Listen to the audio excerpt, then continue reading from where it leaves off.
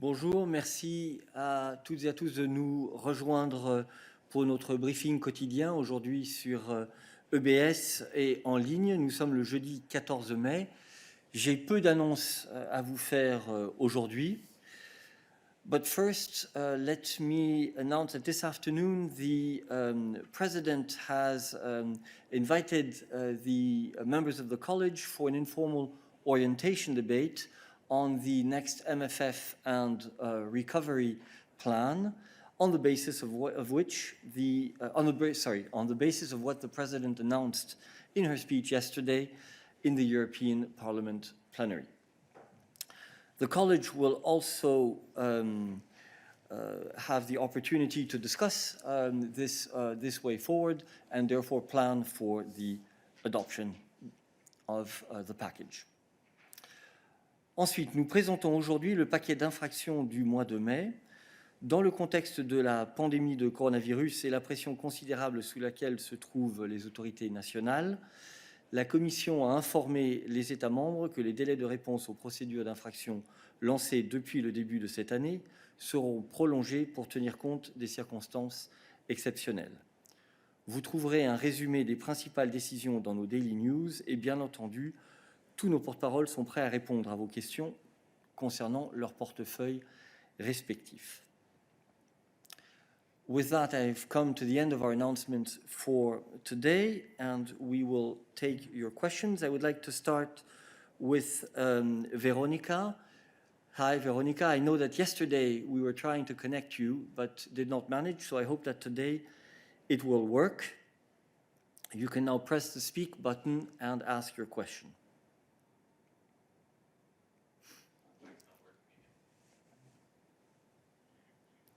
Yes, go ahead. It was working. Press again. Go ahead.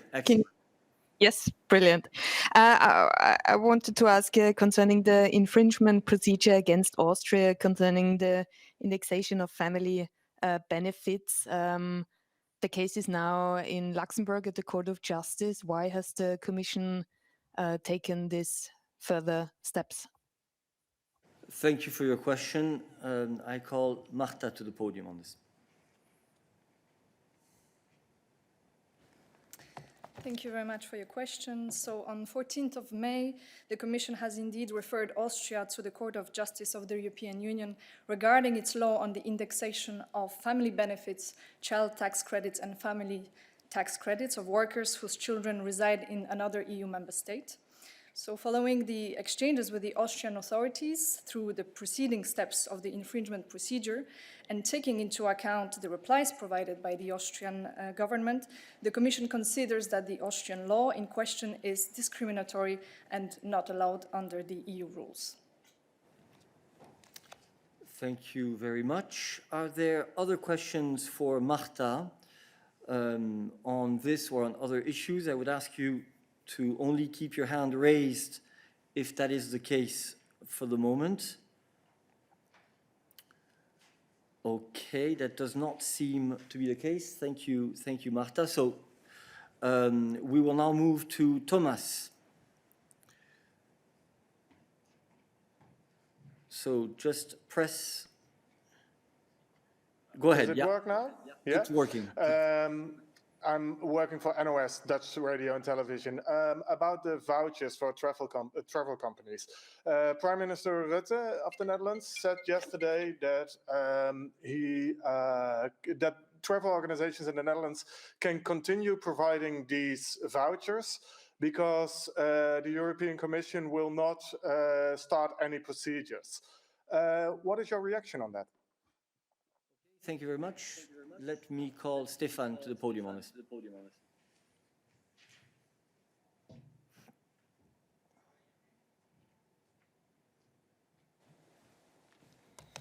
Hello, good morning. Yesterday, the tourism, travel and transport package was presented, and one of the elements or pillars of this package consisted of a recommendation in the area of vouchers. What the recommendation makes very clear is that for passengers, there is a right between either a reimbursement of the costs related to the purchase of a ticket or a voucher. Now, the Commission in this recommendation stresses the importance of making such vouchers as attractive as possible, for instance, by ensuring a protection against insolvency and making sure that these vouchers are sufficiently flexible and can be used in an easy manner by the passengers and by the consumers.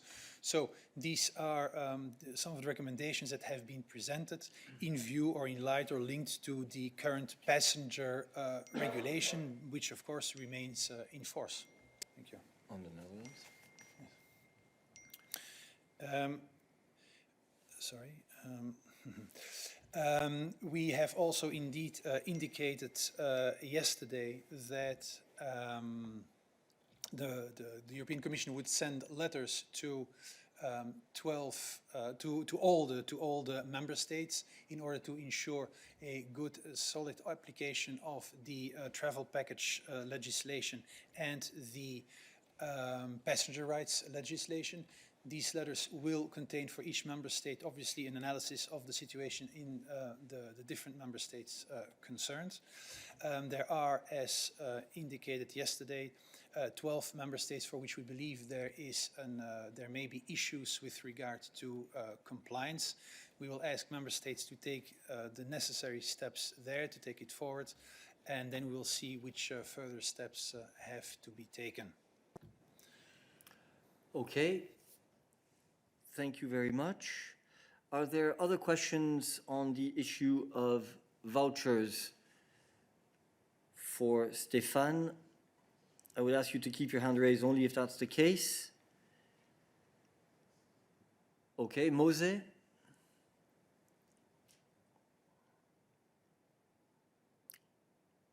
You can speak. Press the speak button and go ahead.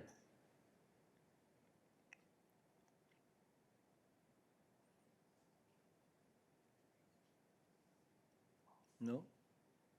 We're going to try to operate it for you. Sorry. Now we can see you. Hold on 1 second.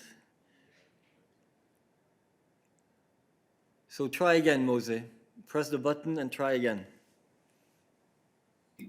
Okay. Yes, perfect. Okay, good. My question is about the package yesterday about aviation. I don't know if that was part of the recommendations, but I wonder if you, let's say, foresee that planes, airliners, if they will travel with as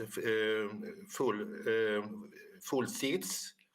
Now, if you foresee that the tourists will start again this summer, or if the Commission recommends that the planes as buses here and so on shouldn't fill all the seats in order to avoid any spread of infections. Thank you very much, Mose. The transport guidelines. Go ahead again. Yes, okay. The transport guidelines, which were presented yesterday, also indicate that the ECDC and the EASA, European Agency, the European Aviation Safety Agency, will prepare baseline aviation health safety protocols which will cover several issues relating to, for instance, to ventilation, but also to how should we limit contamination risks, reducing movements in cabins. This protocol is not yet finalized, but what we can say is that it's, of course, very important for us that in the presentation, the preparation of this protocol, we follow and will take into account solid scientific advice offered by these agencies. Thank you. Okay, thank you. We now move to David Carretta. Vas-y, David, on t'entend et on te voit. Ah, oui. Voilà. Oui, merci. Bonjour à tout le monde. Question à nouveau sur la question des vouchers et des remboursements. Quels sont les temps pour décider les prochains pas? Parce qu'il y a des personnes qui attendent des remboursements depuis le mois de mars, donc depuis 2 mois, et avec des montants qui sont assez importants, vu qu'une partie de ces remboursements sont liés aux vacances de Pâques, quand les compagnies aériennes augmentaient leurs prix pour des évidentes raisons commerciales. Donc il y a une crise de liquidité des compagnies aériennes. Les gouvernements profitent de votre position, comme l'a dit le Premier ministre Rutte hier, en disant ils ne font pas une procédure d'infraction, donc vous pouvez continuer à ne pas rembourser. Quels sont les temps pour pousser les États membres avec une procédure d'infraction éventuellement? Merci. Merci beaucoup, David. Bon, d'abord, comme a été expliqué aussi hier à l'occasion de la présentation du paquet sur le tourisme et le transport, les droits des passagers sont très importants et la Commission continuera à les protéger comme ces droits ont été établis dans le règlement des droits des passagers. Ça veut dire que le passager a le droit soit à un remboursement des frais des billets ou à un voucher.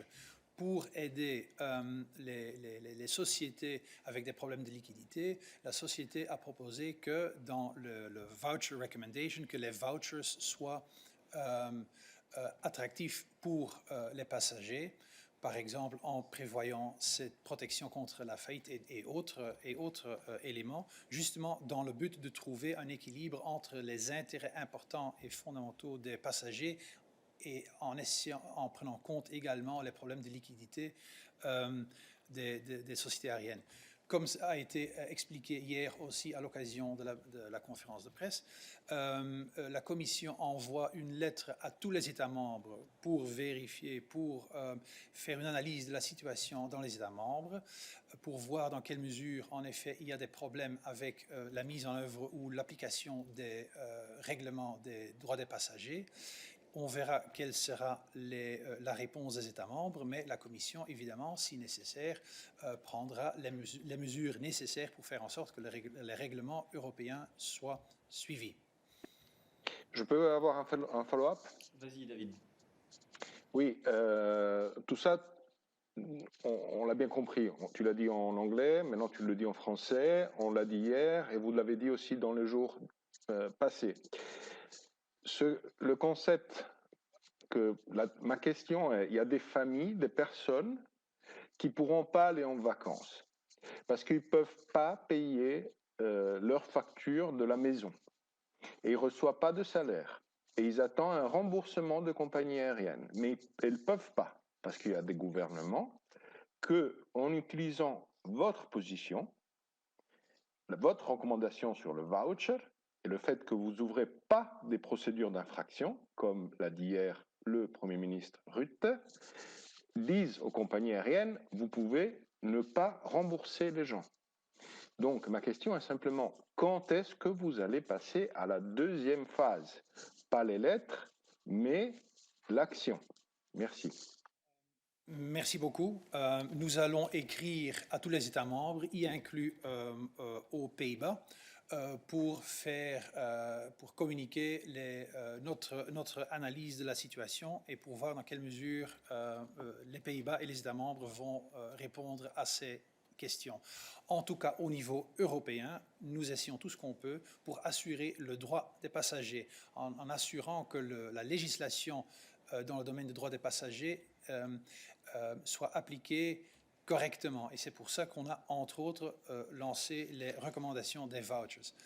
Dans le cas de la mise en œuvre du règlement, il faut aussi dire que ce sont les États membres qui doivent faire en sorte que les règlements soient respectés.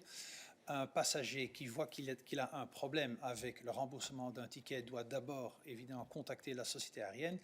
Et si là, il n'y a pas de solution qui peut se trouver, le passager doit contacter les autorités qui s'occupent justement du enforcement des règlements, de la mise en œuvre et du respect des règles en question. Mais comme la commissaire l'a souligné à plusieurs reprises hier, les droits des passagers sont très importants pour nous et c'est justement dans ce but-là que nous avons lancé entre autres cette recommandation. Et si je peux rajouter, nous donnerons aux États membres un délai de 2 semaines pour répondre aux éléments qui seront, aux questions qui seront incluses dans les lettres qui seront envoyées. Donc la première étape sera rapide. Okay, I still have some hands raised. I suppose it is again on this issue. Tommaso. Go ahead. Hi. Go ahead. Hi. Can you hear me? Yes. Ciao. Yes. Just a question on the issue of the empty seat in the airplanes, because I was quite struck by the words which were used by the Commissioner Vălean. I mean, so basing on the basis of the answers that you provided also today, can we assume that you still haven't any scientific advice on this? Because I mean, if you have to keep social distancing in the underground and not in an airplane, this is quite odd. And so am I right if I assume that you have taken this decision without any scientific advice on this? And the second one is on the airlines, particularly the low-cost airlines, which, apart from EasyJet, which seems ready to adopt the policy of the empty seat, Ryanair seems not keen to do that because its business model would be clearly unsustainable. So I wonder if the Commission is considering plans to subsidize the low-cost airlines, which during these decades have had a very important role in the social fabric of the European Union because they provided a valuable service of movement and transport. Thank you. Thank you. With regard to the empty seats and the question on the empty seats, I can only actually reiterate what I said before. The ECDC and EASA, two agencies, these two agencies have been tasked to prepare the necessary protocols, among others, in this area. They will take into account, and this is also very important for us, obviously, the solid scientific advice to come to solid scientifically justified recommendations and protocols. This is in the making, so I cannot say anything further on that. On your second question, Tommaso, related to subsidizing airlines, I think you will understand that it's clearly not the role of the Commission to start subsidizing individual companies. We have a state aid framework in place with a clear distribution of responsibilities when it comes to support to the economy in general and to companies in particular. And Arianna has been providing you with many elements of response in this area. What the President has said yesterday in the Parliament plenary is that we will be coming forward with our proposals for the MFF and a recovery instrument, and that in the context of this plan, we will be looking at what can be done to ensure that companies that are healthy but that have been put at risk because of the results of the lockdown can continue to operate after the crisis. So that will be something which will be part of the package that we will propose.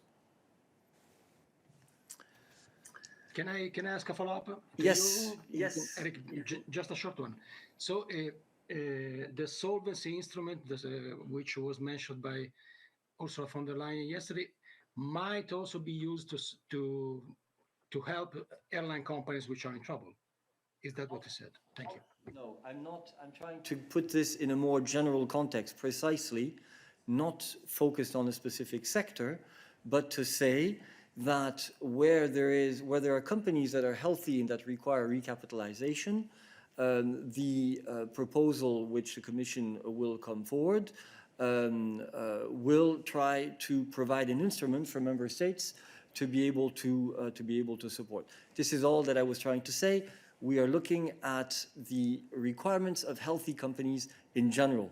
This is not a sector-specific comment. Okay, Thomas, I see you are asking for the floor. Perhaps you had a follow-up which we hadn't noticed. If you press the speak button.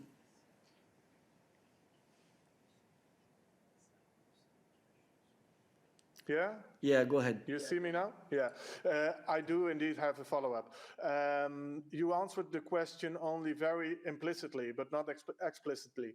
Prime Minister Rutte said infringement procedures are off the table.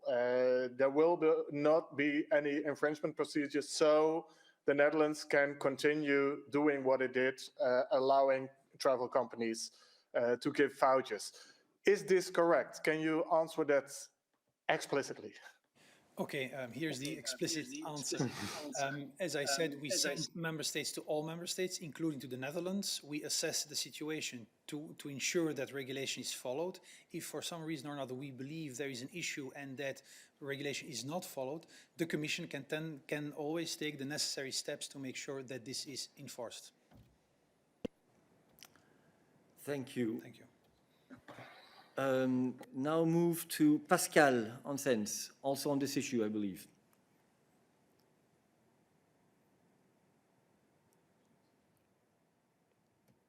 Pascal, il faut appuyer sur le bouton Speak. Donc voilà, parfait. Le Speak button, oui. The speak button, yes. Non, c'est pas lié à ce sujet, c'est une question sociale liée à la classification du Covid-19. Est-ce qu'on y revient après? On y revient après, oui. On est sur les questions Okay. vouchers, etc. Je garde ta question. Jorge Valero, question on vouchers?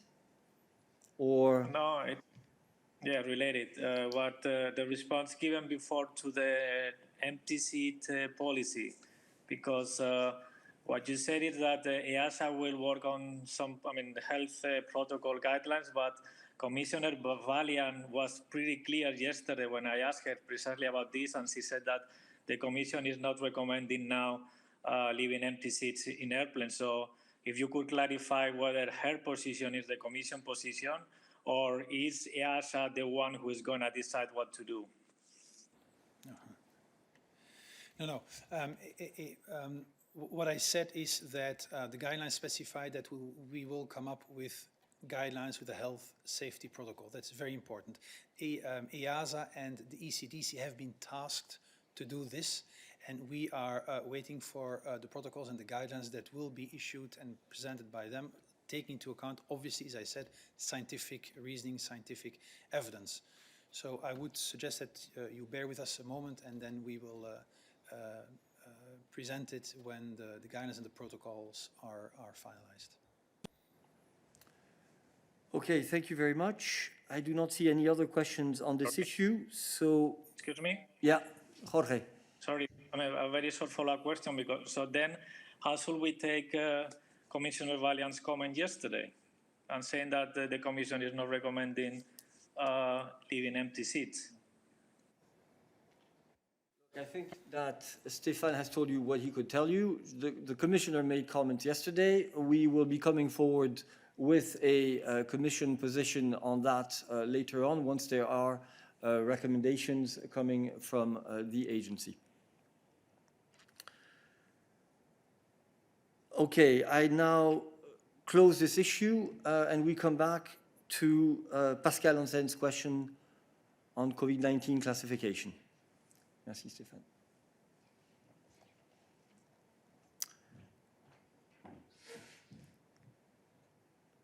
Pascal, Voilà. parfait. Vous m'entendez? Tout à fait, vas-y. Parfait. Donc, une question sur la classification du Covid-19 comme agent biologique dangereux pour les travailleurs.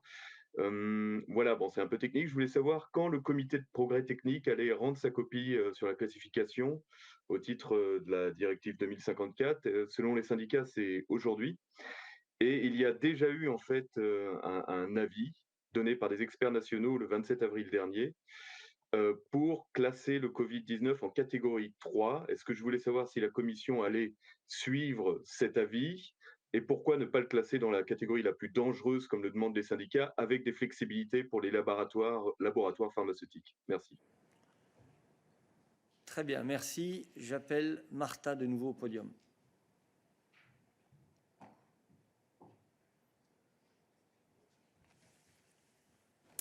Bonjour Pascal, merci pour ta question à laquelle je vais essayer de répondre en français malgré le fait que c'est un sujet éminemment technique comme tu l'as dit. Donc effectivement la Commission travaille sur l'ajout du Covid-19 donc sur la liste des agents biologiques qui peuvent affecter les humains, et donc dans cette directive qui est liée à l'exposition des travailleurs. Donc juste pour souligner qu'il s'agit donc d'une directive qui s'adresse vraiment aux travailleurs qui sont dans le domaine de la recherche, donc par exemple dans les laboratoires. Et donc effectivement la Commission a consulté, comme tu l'as bien dit, les experts sur cette question le 27 avril. Et donc, ces experts ont unanimement donné leur avis à la Commission en disant qu'effectivement, cet agent biologique devait être classifié au risque numéro 3. Ce qui est aussi important, c'est de souligner, c'est que la Commission a aussi consulté les experts de l'Organisation mondiale du commerce et du ECDC, qui donc également ont soutenu l'opinion des États membres et des experts au sujet de la classification dans ce groupe de risque 3. Donc effectivement, dans ce domaine-là, la Commission n'a pas suit l'avis des experts, n'a pas, disons, ne fait pas une recherche ou une analyse scientifique à part entière. Comme tu l'as dit effectivement aussi, cette proposition a donc été soumise au comité technique aujourd'hui, qui a donc terminé ses délibérations juste avant notre réunion de midi aujourd'hui. Et donc, ils ont effectivement donné une opinion positive et sur la base d'un consensus donc sur cette proposition d'inclure le Covid dans la liste des agents biologiques en tant que risque 3. Voilà, merci. Je peux... Pascal, follow-up. Oui. Un petit follow-up. Est-ce que la Commission donc est obligée de suivre ou est-ce qu'elle peut peut-être envisager quand même de classer le Covid-19 en catégorie 4, comme le demandent certains eurodéputés, avec des flexibilités pour les laboratoires? Parce que si j'ai bien compris, la catégorie 4, c'est pour les maladies, les agents biologiques qui ne font pas l'objet de vaccins ou de traitements efficaces pour l'heure. C'est un peu le cas du Covid-19, autant que je sache. D'accord, donc sur tes deux questions, donc d'abord sur la question de substance, donc effectivement l'article 2 de la directive qui est donc considéré ici énumère une série de critères pour la classification des agents biologiques. Les vaccins est un de ces critères, mais il y en a bien d'autres, donc c'est une évaluation globale qui est en fait faite afin de déterminer le niveau de classification du virus. Et en ce qui concerne la procédure, donc on est dans le cadre d'une procédure de comitologie, et donc si le comité est d'accord avec les mesures donc qui lui ont été soumises, la commission commence immédiatement la procédure d'adoption de cette mesure. Une fois adopté, cet acte est publié au journal officiel et donc entrera en force comme d'habitude 20 jours après publication. Et donc ce que ça veut dire, cette mesure pourra entrer en force dans le cadre du mois de juin. En parallèle, donc une fois que le comité a donné son opinion positive, la Commission la communique aussi au Parlement européen et au Conseil. Et ces deux institutions ont un mois pour s'opposer aux mesures sur un nombre limité de critères. Merci. Y a-t-il d'autres questions sur ce sujet spécifique? Je vous demanderai de garder votre main levée uniquement si c'est sur ce sujet. Je vois Christian, oui. Kettle, pardon. Kettle de Christian. Hello. Yes. One question about corona and vaccine, if you allow. The French Sanofi. Hold on. It's not the same issue. We will come back to that issue in a second, but we were on a very specific point on classification. Mose, you have a follow-up question on this? Yes, I think so. I think at least it's a related question about how the coronavirus is transmitted, whether it's transmitted from animals to humans. Yeah, sorry. Mose, then it's not a question on classification, okay? We will come back to that. Okay, then thank you very much. Then indeed, we can come back to you now, Kettle, on the question of the vaccine, if I understood well. Go ahead.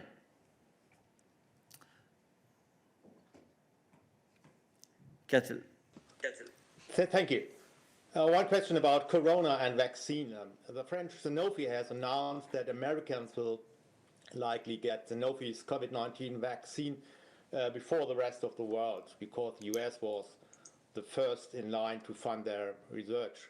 My question is, what is the Commission's response? President von der Leyen just organized an international conference last week that should prevent these developments from happening with billions of euros.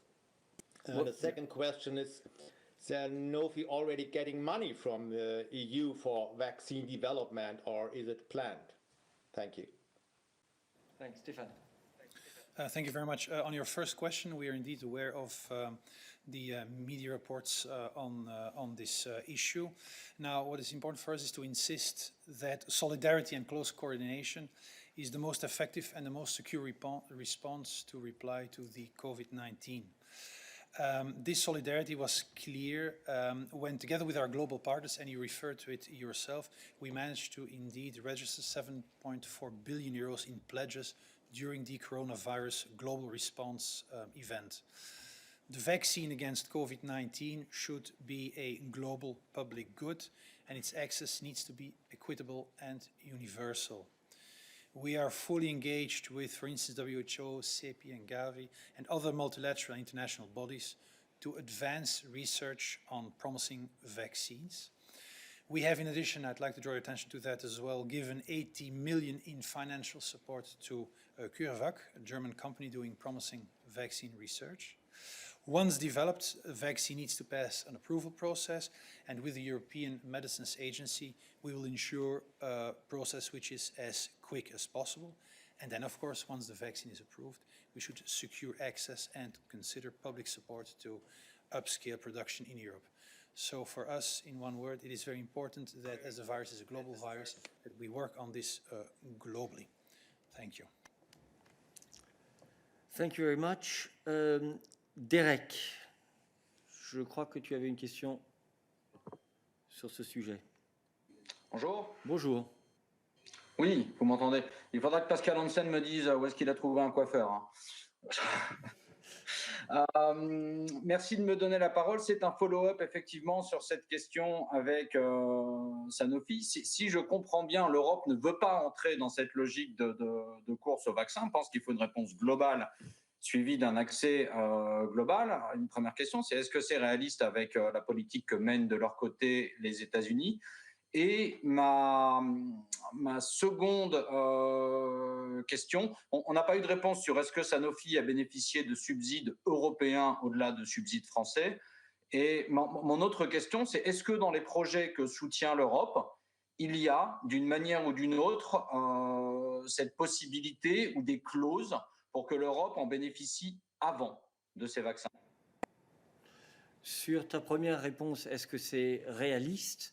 N'oublions pas que parmi les participants à la conférence de donateurs qui avait été organisée par la présidente von der Leyen et toute une série de co-présidents, il y avait de nombreux acteurs américains. Donc il faut bien voir qu'il y a dans cet effort des organisations et des personnalités et des donateurs qui s'impliquent de différents continents et pas simplement du continent européen. Donc ça, c'est très très important. Et comme elle l'a dit elle-même, nous espérons toujours pouvoir faire en sorte que l'administration américaine se joigne à notre effort. Mais quoi qu'il en soit, attends, un petit instant, est-ce que vous pouvez couper? Oui, merci. Quoi qu'il en soit, nous ne pouvons pas décider de notre chemin, de notre stratégie, en fonction de limitations éventuelles qui pourraient venir de l'un ou l'autre acteur international.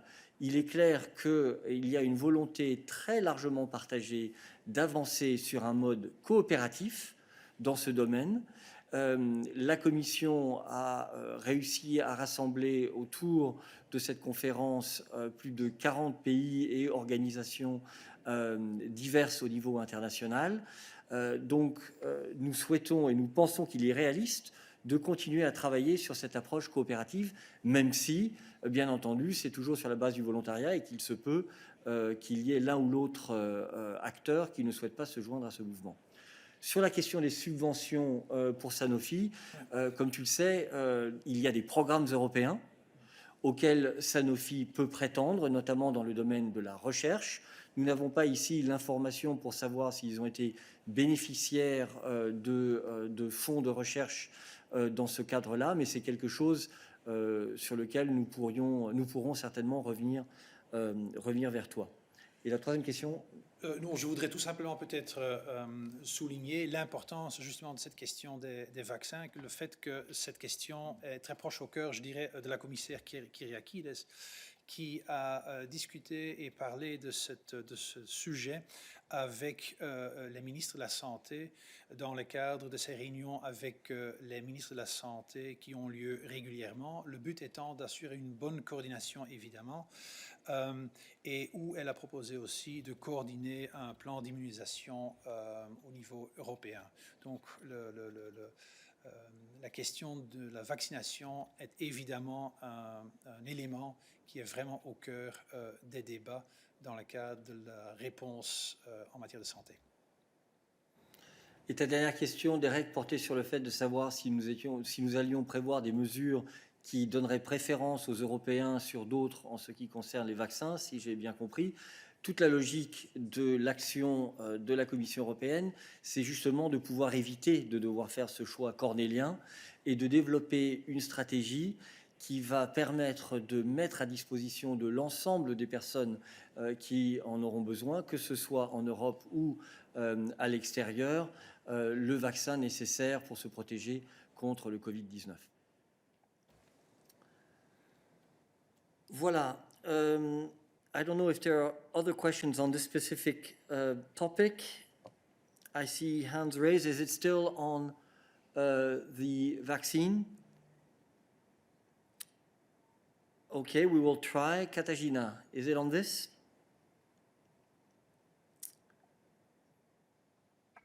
Oui, bonjour. Bonjour. Non, c'est pas sur cette question, sur les conformités des masques envoyés par la Commission. C'est pour Stéphane. C'est pour Stéphane, alors vas-y. J'ai une question. Le ministre polonais pour la santé a contesté la partie envoyée par la Commission des masques en disant qu'ils ne sont pas conformes en fait pour les standards européens FFP. Il a dit qu'ils sont inutilisables. Alors j'ai une question, est-ce qu'il y a d'autres pays, parce que vous avez dit qu'il y avait 17 pays auxquels vous avez envoyé 1,5 million, je pense, de ces masques. Est-ce qu'il y a des pays qui ont aussi les problèmes avec? Et j'ai pu comprendre que vous avez demandé des tests de conformité. Est-ce que vous avez déjà ces tests? Et pourquoi demander ces tests après avoir envoyé les masques et pas avant?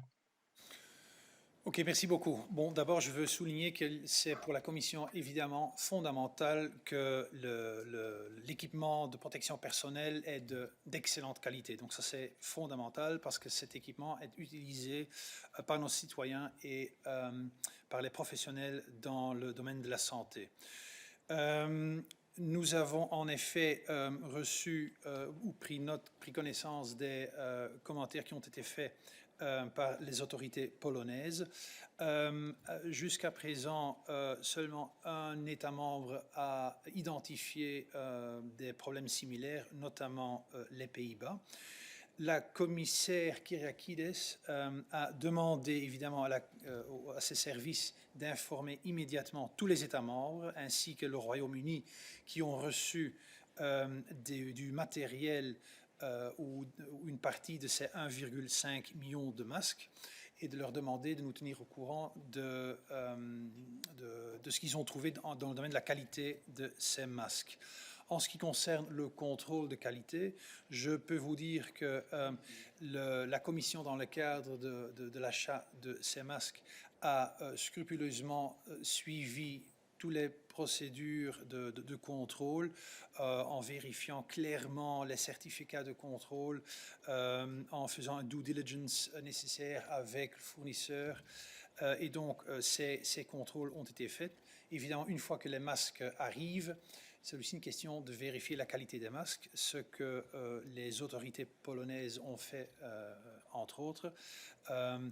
Ce qui est très important là-dedans aussi, c'est que nous avons décidé de suspendre les fournitures futures, les livraisons futures, je dirais, des masques qui devraient encore être livrés. Et on va voir ensuite quelle action on doit prendre si en effet on a un problème de qualité de ces masques. Merci. Allô? Oui. Oui, oui. J'aimerais vous demander qu'est-ce qui va se passer alors avec ces masques polonais? Est-ce qu'ils sont utilisables d'une autre façon ou ils doivent être détruits? Et combien ça a coûté tout ça? Et oui, quel sera le suivi? Ça veut dire est-ce que la Commission va être remboursée? Est-ce qu'elle parle avec les autorités chinoises? Parce que j'ai pu comprendre que ce sont des masques chinois. Et si vous pouvez dire plus explicitement, quel est le problème de ce non-conformité? Oui, nous sommes en train d'examiner la question évidemment de près parce que justement la qualité des masques, c'est fondamental pour nous. C'est pourquoi nous avons demandé les États membres de nous tenir au courant aussi de leurs analyses, des résultats de leurs analyses, et tout cela sera pris en considération pour voir quels sont les prochains pas à prendre dans le cadre de la livraison justement de ces masques. Donc nous sommes en train de vérifier et si nécessaire, on prendra évidemment les actions juridiques qui peuvent s'imposer. Ok, je crois que Quentin... Seulement, qu'est-ce qu'on peut faire avec... Est-ce qu'ils vont être détruits et combien ça a coûté? Je pense que les masques ont été livrés en Pologne, donc je pense qu'il faudrait peut-être voir avec les autorités polonaises quelle est leur intention à l'égard de ces masques. Évidemment, nous aimerions bien être tenus au courant de ce qui se fait au niveau des États membres, évidemment. Merci. Je passe la parole maintenant à Quentin, qui, je crois, avait une question aussi relative à Sanofi.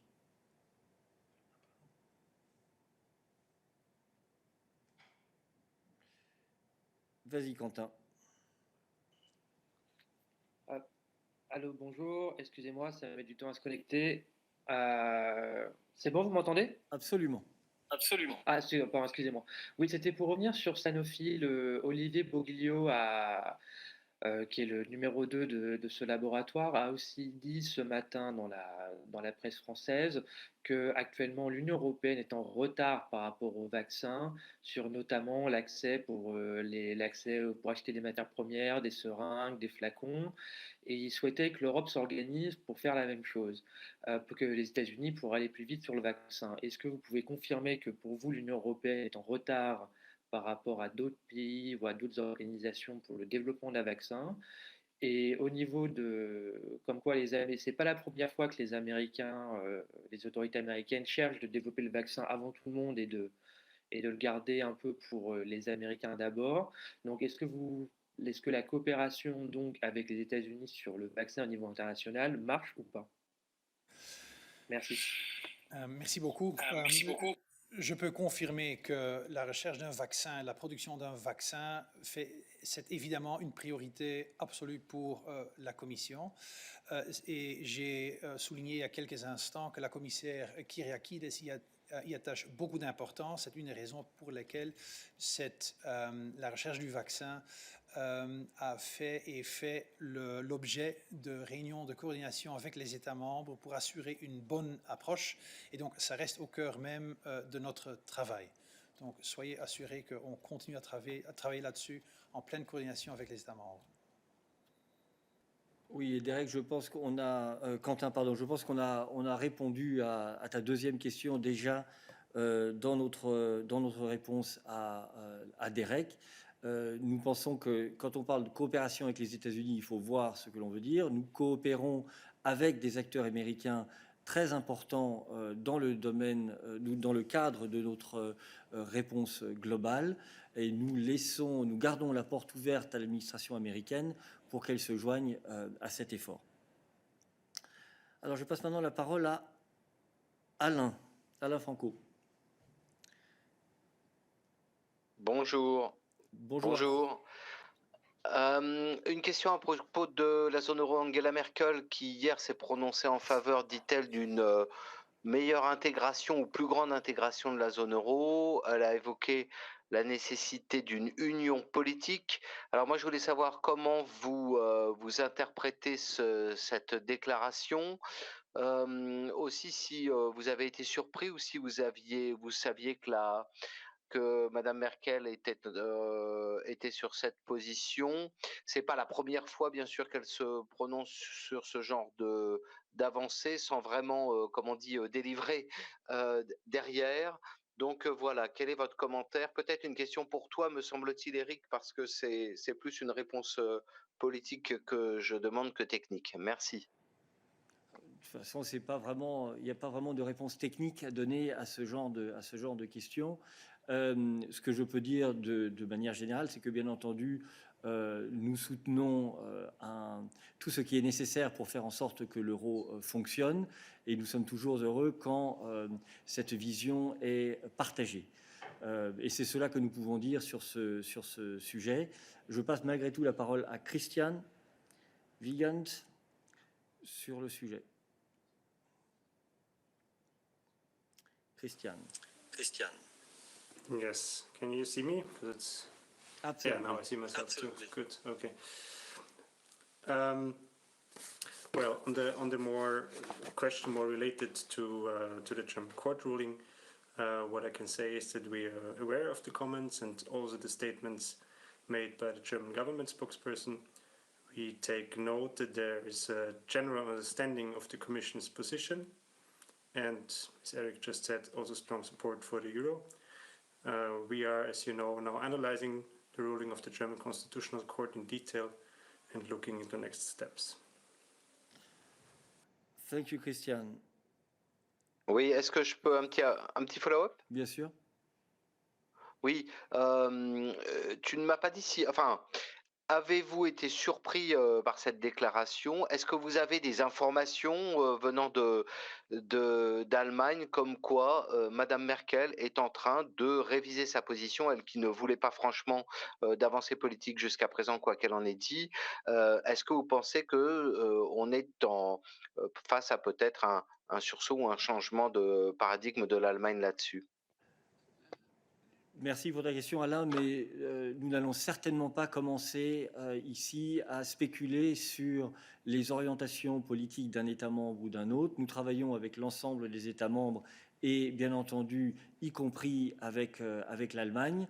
Nous souhaitons toujours, bien entendu, pouvoir coopérer avec nos États membres afin de renforcer l'Union européenne, et toute déclaration qui va dans le sens d'un renforcement de l'Union européenne et de ce politique est quelque chose que nous ne pouvons qu'accueillir, positivement. Mais au-delà de cela, nous n'allons pas spéculer sur les initiatives éventuelles que la chancelière pourrait prévoir. Okay, I would now like to pass the floor to Tommaso. Hi. Hi, can you hear me? Yes. Hi, good afternoon, everyone. It's still on vouchers, but from another angle, if I may. So yesterday we were told by Commissioner Vălean that these letters sent by the Commission were letters of encouragement and that there was no discussion on a possible infringement procedure. But now we discovered that there are indeed the 12 states that are breaching the EU law according to your initial assessment. So my first question is, which are these 12 countries that are receiving the warning, or I don't know how to call it? I hope this countries, the list of the countries is not classified. And the second question, if I may, does this letter represent a first step of a starting procedure of infringement, as Commissioner Vestager said yesterday morning? Thank you. Okay. We will answer your question, Tommaso, but we had moved on to other subjects, and out of respect for colleagues who have questions on other issues, and also, as I've consistently said here in the press room, once a subject is closed, we move on to other subjects because we need to make sure that we can also provide consistent recorded follow-up to the different themes that are discussed. But we'll make an exception on this issue. So, Stefan, I give you back the floor. Thank you very much. So the Commission, being Commissioners Vălean and Reinders, they will send letters to all member states on the issue of vouchers to ensure that the legislation in the area of passenger rights and travel package is respected. These letters are obviously adapted to the specificities of each member state. While these letters do not formally open infringement proceedings, they make it clear that we will not hesitate to take measures if the respective member states do not comply swiftly. So that's, I think, a first important message. All member states receive a letter and we see which steps have to be taken then. As far as the member states are concerned where we believe there may be compliance issues, these member states are Belgium, Bulgaria, Czech Republic, Greece, Spain, France, Croatia, Italy, Luxembourg, Malta, Poland, Portugal, and the Netherlands, where the situation is related to government recommendation, I believe. Now, as I said, the letters focus on the specificities in each member state, but with regard to the member states where we see issues of compliance, a lot of these issues are related to the package travel directive in the area of vouchers. Thank you. Thank you, Stefan. Okay, we move on to other subjects. I pass the floor to Athanasios. Athanasios, great to see that you could connect and that it's working. Fantastic. Thank you very much, Eric. Yes, I had to invest on new equipment, apparently, but I did connect. So let me take you elsewhere. I have something completely different. It has to do with a plane that was obstructed to fly to Cyprus through Turkey. Apparently, there was a plane coming from China with medical equipment, and Turkey denied entrance into its airspace. And as it was a long flight, they had to divert, they had to go back to Moscow, as the Minister of Transport informed us, and travel to Cyprus next day. Is that fine? Is that okay with a country that supposedly cooperates with the European Union on the COVID-19 issues, especially now that there is a medical emergency? How do you see that thing? How do you comment? Thanks. Peter. Thank you. Maybe I would start by quoting Stefan, what he said not so long ago, that the best way how to tackle the coronavirus pandemic and its impact is in solidarity and close cooperation, international solidarity and close cooperation. On this specific issue, we are aware of this issue, and the extraordinary circumstances under the coronavirus pandemic really require solidarity without exceptions.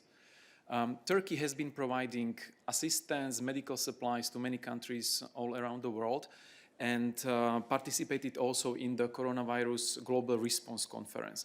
Therefore, we would expect and encourage Turkey to maintain this spirit of solidarity without discrimination. Thank you. So since we have the pleasure of having Peter with us on the podium, I would ask whether there are foreign relations related questions for the moment. So David Herschenhorn, is it a foreign relations related question?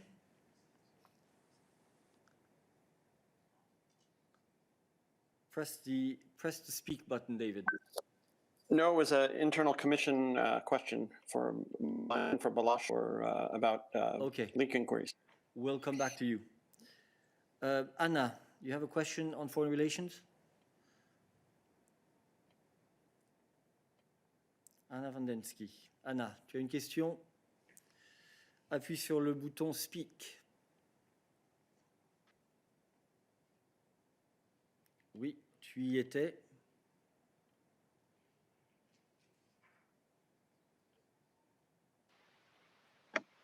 Oui, Bonjour tout le monde. Bonjour. Bonjour. J'ai la question, à mon avis, à Virginie, lorsque c'est concernant la situation, l'épisode des violences au Cameroun. Et moi, j'aurais voulu poser une question qui est liée. Vas-y. Vas-y. Donc, ma question à Virginie, parce que, comme peut-être vous le savez, le maire des Menfait a été tué dans l'épisode des violences. Et pourtant, j'aurais voulu poser la question concernant qui sont les pas de la diplomatie européenne afin de contribuer à résoudre la crise qui a duré assez longtemps là. Et aussi, il y a l'autre côté de la crise au Cameroun, parce que maintenant, il y a plus que 10 millions de déplacés dans le pays. Et par le respect pour la communauté anglophone, maintenant je vais continuer en anglais. What is the aid that European Union can offer to displaced people in Cameroon? Because in the new context of COVID pandemic, they are exceptionally fragile. Ok, merci. La première partie de la question, certainement, est pour Virginie, si elle arrive à se connecter. Oui, oui. Absolument. Bonjour Virginie. Allô? Oui. C'est bon. Vous m'entendez? On t'entend, vas-y. Ok. Donc, sur la situation au Cameroun, nous avons pris note effectivement du regain de violence et l'assassinat que tu mentionnes du maire dans la région du sud-ouest du Cameroun est le dernier exemple tragique de la violence qui touche ce pays et en particulier les régions du nord-ouest et du sud-ouest et ce depuis plusieurs années. On le sait, les groupes séparatistes et le gouvernement sont impliqués et nous avons appelé plusieurs fois à mettre tout en œuvre pour mettre un terme à la violence et éviter, évidemment, empêcher toute violation des droits de l'homme qui pourrait affecter la population. Donc, en termes de ce qu'on peut faire et comment on s'engage diplomatiquement. Nous avons une délégation, comme tu sais, sur place, comme dans tous les pays africains, et nous avons un dialogue politique régulier avec les pouvoirs publics et aussi avec d'autres parties prenantes, y compris la société civile et les chefs religieux, pour les encourager à trouver une solution pacifique à la crise. Nous avons à cet égard exprimer notre soutien, comme d'autres partenaires, à la facilitation, à la médiation qui est menée par la Suisse dans la crise, et nous favorisons un processus politique accepté par toutes les parties prenantes. Voilà. Merci Virginie. Sur la partie aide humanitaire, Balázs, je ne sais pas si tu as des éléments que tu peux fournir. On va te passer la parole. Vous m'entendez? Oui, tout à fait. Oui. Je voudrais revenir de façon bilatérale au cours de l'après-midi sur cette question. D'accord. Ok, Anna, donc Balázs se mettra en contact avec toi. Ok. Mose, you're very enthusiastic today. I see you have a question on foreign relations. please go ahead, but we also want to give the floor to as many colleagues as possible. So I would ask you to be brief.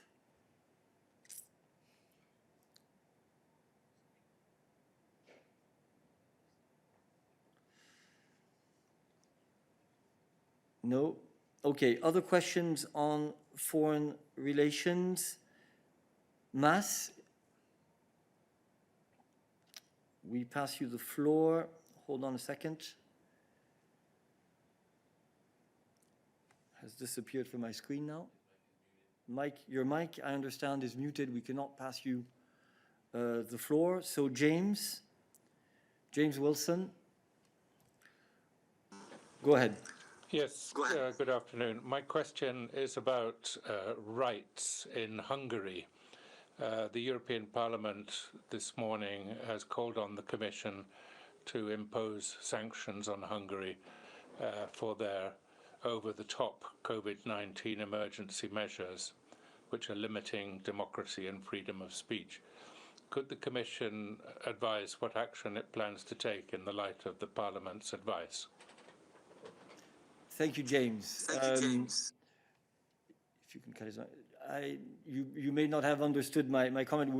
We were taking questions on foreign relations, and therefore, Hungary being a member of the European Union, we will keep your question for later. Mose, we try one last time. Foreign relations. Go ahead. Yes, thank you, Eric. Yes, in fact, I have a brief question to Peter, and that's about, I understand there will be a Foreign Affairs Council meeting tomorrow, and I think I read somewhere that one issue which will be raised may be the question about Israel and, let's say, occupied territories and the plans perhaps to annex some of them by the new government. And although it's not explicitly written in the political guidelines, which was published yesterday evening by this new government, but it's somehow foreseen in the coalition agreement between the two big political blocs in the country. So I wonder if now is the time for EU, for the Council to say something about that. Thank you. Yes, indeed. I think the best place and the best time is to discuss these issues tomorrow after the foreign ministers of the EU member states will have a chance to discuss the issues of Israel, Middle Eastern peace process and wider Middle East during their video conference. Thank you. So this closes our chapter on foreign relations, and I would like to come back to David, who I understand you said you had a question on internal investigations. Go ahead, David. Thanks, Eric. For you or for Balazs, this is on the investigations underway, apparently for violations of Article 17 of the staff regulations related to various alleged leaks. And I wonder if you could clarify a bit how the Commission is defining leaks. In some cases, it seems information may have been shared with member states. How does the Commission expect civil servants to do their jobs if they fear that communications with the member states of the European Union will somehow violate the confidences of the Commission? Maybe you could clarify, because of course we journalists sometimes confuse the terms leaks and transparency and public disclosure, but specifically what appears to have gone wrong here? Why is the President of the Commission apparently so concerned that these announcements were made, warnings about potential charges against Commission officials in these cases? I will let Balazs answer this question, although it makes me feel 25 years younger when I was spokesman on these issues. So Balazs, go ahead. Thank you. Hi, well, I just have a very brief comment on the question that you raised, which, by the way, concerns ongoing internal administrative procedures. So an unauthorized disclosure of information constitutes a violation of the staff regulations. We talk about Article 17 indeed, which stipulates that, I quote, "An official shall refrain from any unauthorized disclosure of information received in the line of duty, unless that information has already been made public or is accessible to the public. That's the short comment I would like to make. Thanks.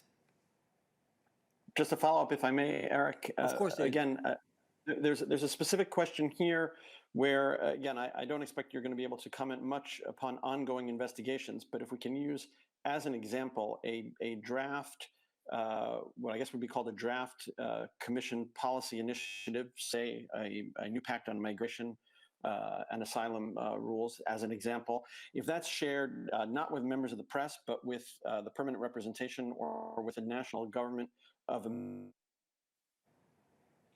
Yeah, we've lost you, but I get the gist of your question. David, there is members no... sorry. of Yes, I see what the gist of your question is. Indeed, you're right. We didn't answer on the point as to whether there is a difference to be made between the nature of the recipient. The answer is no. There is no difference in terms of the nature of the recipient. The fact is that it is not individual officials of the institution who can, upon their own individual judgment, decide to pass on to external persons information related to EU policy. This has to be authorized by the relevant hierarchy. It doesn't matter whether you give the information to a member of your family, to a company, to a government, to an NGO, or to journalists for that matter. And these rules have always existed. These rules have always been applied. We have investigations on this every time there is an issue of this nature which requires follow-up.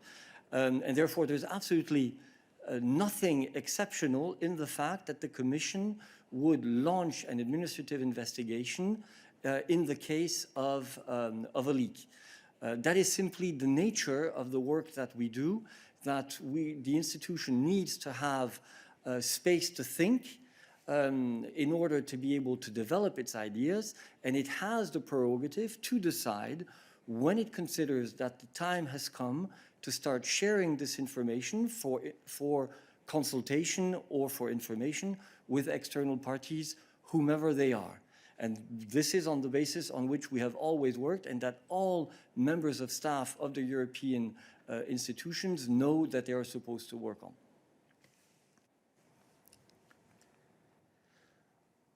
Okay. Now, I only see one more hand raised, and it is from Jennifer. Jennifer, go ahead. Hello, can you hear me? Yes, we can. Yes, we can. Thank you. It's a question for Christian on the decision to launch infringement proceedings against the UK today. And the Commission has mentioned the laws that you think the UK has broken, but you haven't given us any details. Can you spell out what the issue is here, why the Commission has decided to start this procedure? Thank you. Okay, Christian. Yes, hi Jennifer. Indeed, today the European Commission started infringement proceedings against the United Kingdom concerning its failure to comply with EU law on free movement of EU citizens and their family members. The Commission considers that there are several shortcomings in the United Kingdom's implementation of treaty provisions on freedom of movement of citizens, of EU citizens, freedom of movement of workers, and freedom of establishment, in particular its transposition of the Free Movement Directive. These shortcomings have an impact on the current rights of EU citizens in the United Kingdom, and therefore also risk affecting the implementation of the citizens' rights under the withdrawal agreement.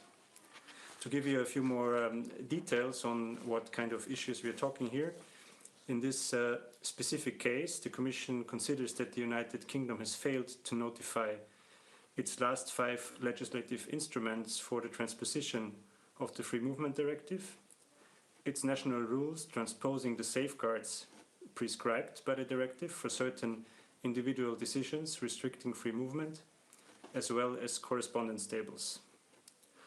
On substance, the Commission is of the view that the United Kingdom has, over the last few years limited the scope of beneficiaries of EU free movement law in the United Kingdom, as well as the possibilities for EU citizens and their family members to appeal administrative decisions restricting free movement rights. Thank you, Christian.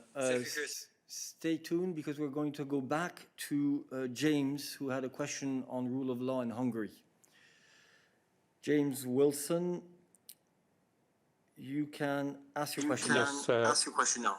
Thank you. It also relates to potential infringement procedures that the Commission may or may not decide to launch against Hungary, following the request of the European Parliament, which debated the issue this morning about the excessive and disproportionate anti-COVID-19 emergency measures which were adopted in Hungary. Has the Commission a position on this, please? Christian. Yes. Hi, James. You've just mentioned yourself the Parliament debate today.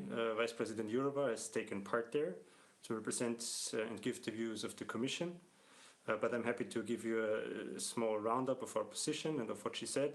The Commission has made, or we as Commission have made our concerns very clear, as reiterated by Vice President Jourova in the plenary today. The Commission will be very vigilant on how emergency measures which affect the rule of law, fundamental rights and democratic values are phased out in the Member States. The Commission is also monitoring the impact that emergency measures may have on the application of EU law. We are in contact with the Hungarian authorities. The Commission will take action as necessary, as we have already done in the past. Okay, we have largely overstepped the 1 hour mark that we usually dedicate now to this, but I will give one last question, I suppose, on this issue to David before we close the midday briefing. David. Oui, c'est très rapide. Est-ce que vous avez un commentaire sur l'arrêt de la Cour européenne de justice à propos de l'Hongrie et qui demande la libération des migrants qui sont dans la zone de transit entre Hongrie et Serbie? Merci. Merci David. J'appelle Adalbert.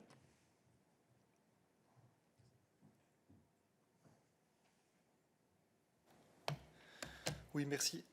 Merci David. Donc effectivement, un jugement important aujourd'hui de la Cour de justice dans un cas PPU contre Országos Idegenrendészeti Főigazgatóság. Pour le moment, nous ne pouvons que prendre note de ce jugement et nous allons l'étudier en détail. Merci Adalbert et bravo pour ta prononciation du hongrois. Merci. Nous vous remercions pour votre participation et vous attendons demain aussi nombreux pour notre dernier midday briefing de la semaine. Bon appétit.